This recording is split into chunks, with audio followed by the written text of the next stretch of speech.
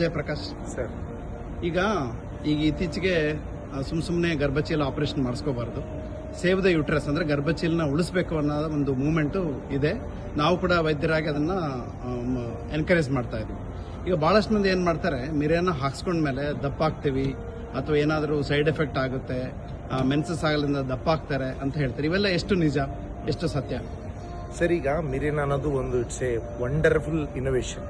ಅಂದರೆ ಈ ಬಹಳಷ್ಟು ಜನರಿಗೆ ಹಿಸ್ಟರೆಕ್ಟಮಿ ಮಾಡದೇನೆ ನಾವು ಮಿರಿನ ಹಾಕಿದ ಮೇಲೆ 5 ರಿಂದ 7 ವರ್ಷದವರೆಗೂ ಅವರಿಗೆ ಮುಟ್ಟಿನ ಸಮಸ್ಯೆಯಿಂದ ಪಾರಾಗ್ತಕ್ಕಂಥ ಒಂದು ವರದಾನ ಅದು. ಆ್ಯಕ್ಚುಲಿ ಮಿರಿನ ಹಾಕಿದ ಕೆಲ ದಿನಗಳವರೆಗೂ ಸ್ವಲ್ಪ ಹೊಟ್ಟೆಯಲ್ಲಿ ಕ್ರ್ಯಾಂಪ್ಸ್ ಅಂತೀವಿ ನಾವು, ಅಂದರೆ ಸ್ವಲ್ಪ ಮಟ್ಟಿನ ನೋವು ಅಥವಾ ಮುಟ್ಟು ಏರುಪೇರು ಆಗೋದು ಸಹಜ.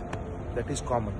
ಆ್ಯಂಡ್ 95% ಅಂದರೆ 95% ಜನರಲ್ಲಿ ಯಾವುದೇ ಹೆಚ್ಚಿನ ಸಮಸ್ಯೆಗಳಾಗೋದಿಲ್ಲ. ಸಣ್ಣ ಪುಟ್ಟ ಸಮಸ್ಯೆಗಳಾಗಿ ಅದೆಲ್ಲ ಕಡಿಮೆ ಆಗಿಬಿಡ್ತದೆ. ಕೆಲವರಿಗೆ ಮುಟ್ಟು ಕಡಿಮೆ ಆಗ್ತದೆ, ಕೆಲವರಿಗೆ ಮುಟ್ಟು ನಿಂತು ಕೂಡ ಹೋಗ್ತದೆ.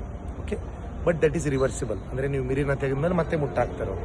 ಸೊ ಬಹಳ ಜನರಿಗೆ ಏನಂತಂದರೆ ಈ ಮಿರಿನ ಒಳಗಡೆ ಇರೋದ್ರಿಂದ ಅವರು ಕಾಪರ್ಟಿಗೆ ಹೋಲಿಸ್ತಾರೆ. ಸೊ ಇದು ಬ್ಯಾಕ್ ಪೇನ್ ಬರ್ತದೆ ಅಥವಾ ವೆಯ್ಟ್ ಜಾಸ್ತಿ ಆಗ್ತದೆ, ಇದೆಲ್ಲ.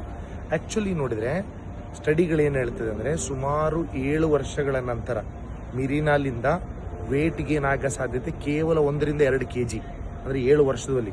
ಸೊ ಹೆಚ್ಚಿಗೆ ದಪ್ಪ ಆಗೋದಾಗಲಿ, ಬ್ಯಾಕೇಕ್ ಆಗೋದಾಗಲಿ, ಉಳಿದ ಸೈಡ್ ಎಫೆಕ್ಟ್ಗಳಾಗಲಿ ಬಹಳ ಕಡಿಮೆ ಮಿರಿನ. ಸೊ ಮಿರಿನ ಎಕ್ಸ್ಪೆಲ್ ಆಗ್ಬೋದು, ಅಂದರೆ ಬಿದ್ದು ಹೋಗ್ಬೋದು, ಅದು ಕೆಲವರಿಗೆ ಸಹಜವಾಗಿ ಆಗ್ತದೆ. ಸೊ ಬಟ್ ಮೇಜರ್ ಸಮಸ್ಯೆಗಳು ಮಿರಿನಿಂದ ಇಲ್ಲ ಸರ್. Thank you.